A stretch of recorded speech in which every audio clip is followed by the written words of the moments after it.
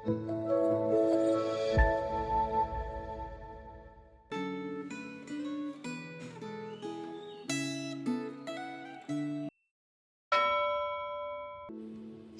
Bapak Ibu Saudara yang terkasih di dalam Tuhan.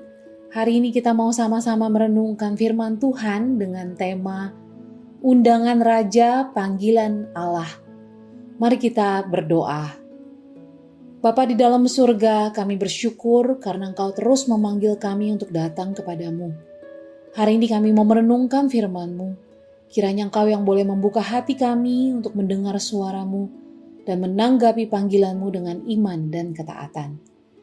Terima kasih Tuhan, hanya di dalam nama Tuhan Yesus Kristus kami berdoa. Amin. Ayat Alkitab pada hari ini terambil dari 2 Tawarik 30. Saya akan membaca dari 2 Tawarik 30 ayat yang ke-9. Demikian firman Tuhan. Sebab Tuhan, Allahmu, pengasih dan penyayang, Ia tidak akan memalingkan wajahnya daripada kamu, bila mana kamu kembali kepadanya. Bapak Ibu Saudara, 2 tahun ini cukup banyak muda-mudi yang melayani bersama mengirimkan undangan pernikahan kepada saya. Saya senang saat menerima undangan ini, meskipun tidak semua undangan dapat saya hadiri. Saya senang dan bersyukur karena Tuhan telah membuat mereka mendapatkan pasangan masing-masing. Kita juga pasti pernah menerima undangan. Bukan hanya undangan pernikahan, tetapi juga termasuk undangan rapat dan sebagainya. Dalam bacaan Alkitab hari ini, kita membaca bahwa Raja Hizkia mengundang setiap orang dari seluruh Israel dan Yehuda untuk merayakan Paskah bagi Tuhan di rumah Tuhan di Yerusalem. Perayaan Paskah bukanlah perayaan yang penuh dengan pesta pora, tetapi perayaan untuk memulihkan relasi dengan Tuhan, sehingga murka Tuhan tidak terus menimpa mereka.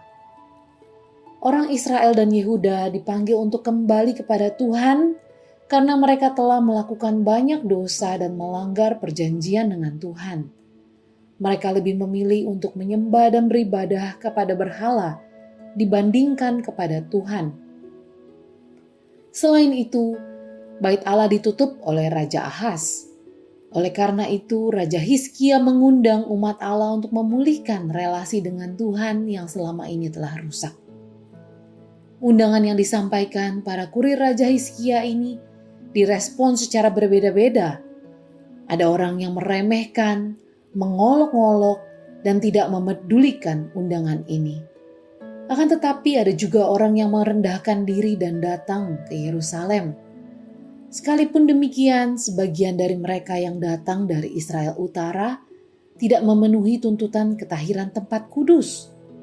Sekalipun demikian, Tuhan yang penuh belas kasihan bersedia memberikan pengampunan kepada mereka. Puji Tuhan. Bacaan Alkitab hari ini ditutup dengan pernyataan yang sangat indah. Suara para imam yang memberkati rakyat itu didengar Tuhan, dan doa mereka sampai ke tempat kediamannya yang kudus di surga. Bagaimana dengan Anda? Sadarkah Anda bahwa melalui firman-Nya, Tuhan mengundang Anda untuk menjalin relasi yang makin dekat dengan Dia dan untuk diperlengkapi guna melaksanakan kehendak-Nya. Jangan keraskan hati Anda dan jangan abaikan undangan-Nya kepada diri Anda. Kiranya Tuhan memberi Anda kepekaan dan kesediaan untuk merespons undangan Tuhan agar hidup Anda makin dekat dengan Dia dan Anda bisa menjalani kehidupan yang berkenan kepadanya. Apakah Anda telah menyambut undangan Allah tersebut? Mari kita berdoa. Bapa yang penuh kasih, kami bersyukur karena Engkau adalah Allah yang tidak pernah lelah memanggil umat-Mu untuk kembali datang kepadamu.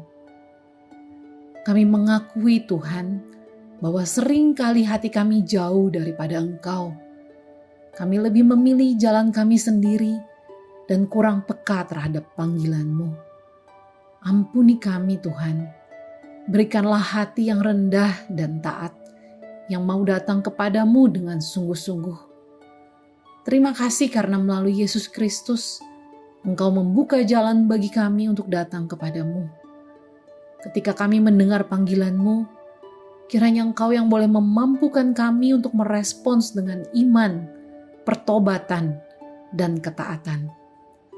Biarlah hidup kami ini tidak hanya mendengar undangan-Mu, tetapi juga mengalami sukacita hidup di dalam persekutuan dengan Engkau. Hanya di dalam nama Tuhan Yesus Kristus kami berdoa. Amin.